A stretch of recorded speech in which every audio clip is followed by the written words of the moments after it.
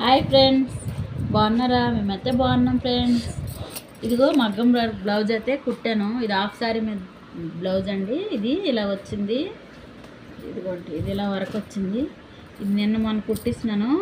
Almost వాళ్ళు వేసుకొని గుడికి కూడా వెళ్ళి వచ్చేసినారు. ఇది కూడా ఒకసారి ఇది వాళ్ళ మమ్మీది. ఇది మొన్నటికి అర్జెంట్ అంతే ఇవి కుట్టాను.